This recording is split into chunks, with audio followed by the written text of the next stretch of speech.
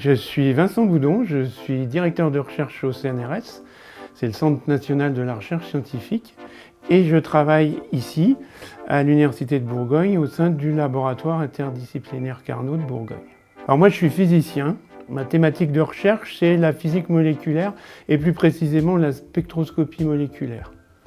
Mon travail, ça consiste à modéliser la manière dont les molécules vont absorber la lumière, et en particulier la lumière infrarouge.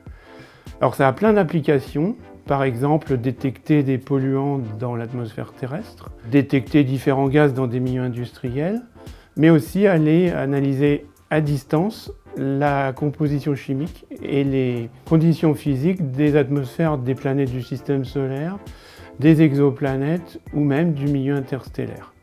Et tout ça, c'est un peu magique grâce à la décomposition de la lumière. Cette thématique de recherche m'amène à travailler en collaboration avec des collègues expérimentateurs qui me fournissent des données de laboratoire que je dois modéliser. Et en retour, les modèles et les données que je produis vont servir à d'autres collègues, physiciens de l'atmosphère ou planétologues, qui vont pouvoir ainsi améliorer leurs modèles.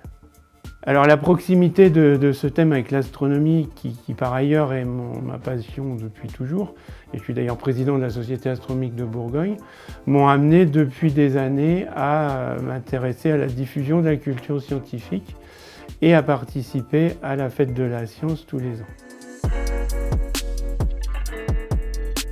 Nous sommes ici dans la faculté des sciences Mirande à Dijon et vous avez au plafond une représentation de la distance des planètes au Soleil sur une échelle de 230 mètres.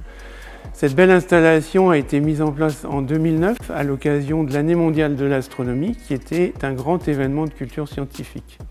Et moi-même, je me suis investi à fond, disons, dans la culture scientifique à partir de 2005 pour l'année mondiale de la physique. Et depuis, chaque année, je participe à la fête de la science et au village des sciences. Alors justement, la fête de la science, c'est un événement important qui a 30 ans pile cette année. Et c'est un grand moment d'échange entre le public et les chercheurs.